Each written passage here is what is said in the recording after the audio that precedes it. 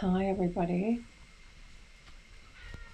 it's midsummer here in Australia and the bird life has just been absolutely wild with the black cockatoos and the white cockatoos and the lorikeets and all the ground finches and all sorts of menagerie of bird life around here. It has just been like living in a zoo.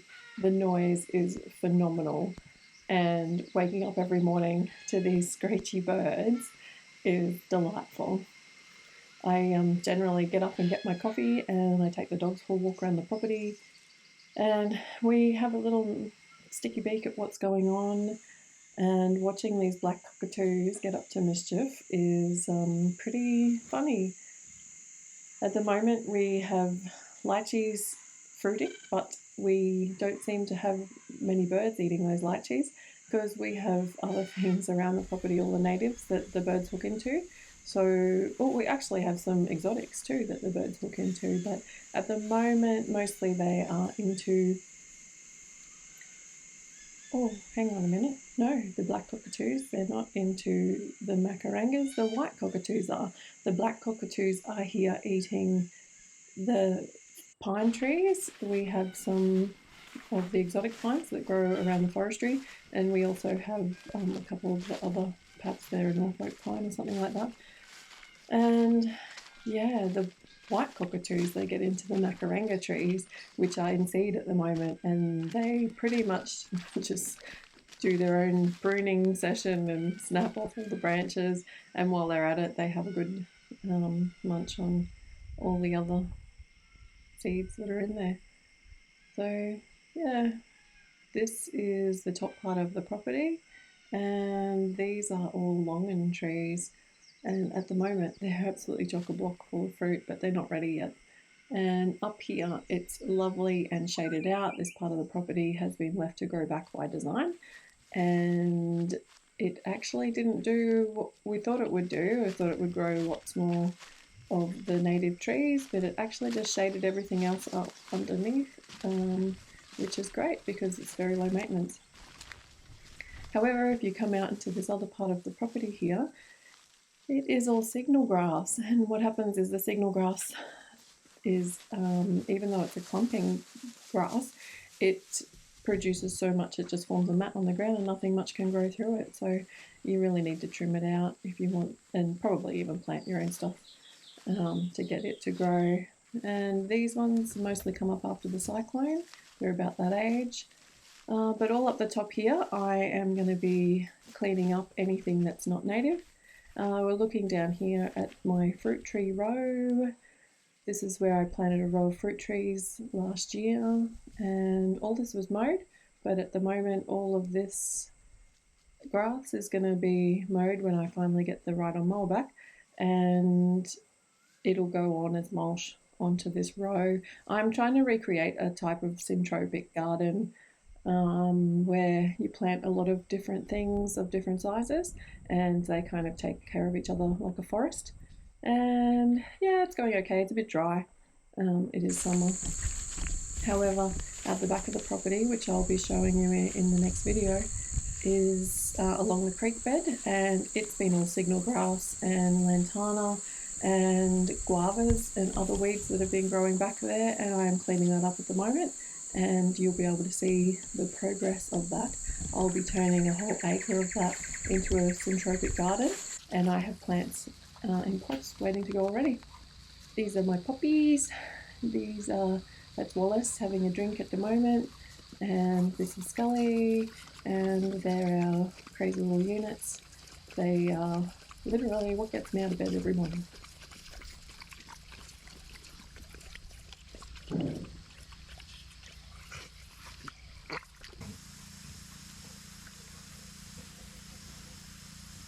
These are my vegetable gardens. They're out the side of my house, and while I was sick, it all just got overgrown. Those raised garden beds weren't there at all. My son made those for me, and I've been filling them up. And as they mulched down, I filled them back up again. So after I got better, I cleaned up all the garden beds again, and got into mulching and cleaning them up and building up some big composts and building some raised garden beds. and getting all my seeds ready to plant out and start looking after myself a little bit better. And this time, for the next 50 years of my life, I will be taking a little bit better care of myself.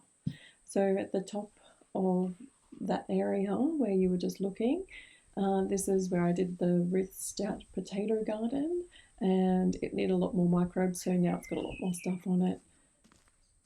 So this is the top part of the house. This is a kitchen garden. This is one of our chickens, and this is where I mow with the push mower all the time, so the grass looks a lot better.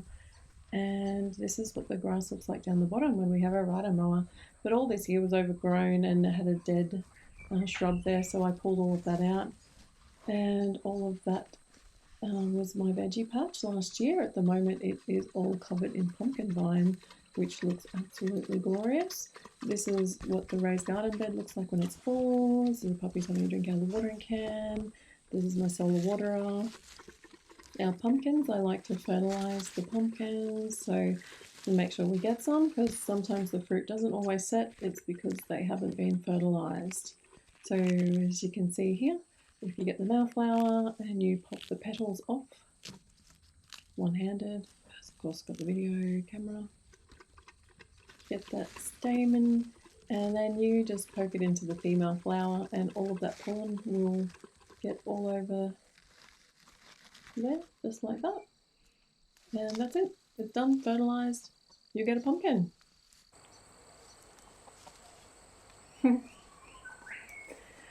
So that garden bed produced tomatoes, sunflowers, that's more of the pumpkin vine, and that's my compost in there. And that compost has been filled up probably 15 or 20 times now, but of course, like all compost, it breaks down.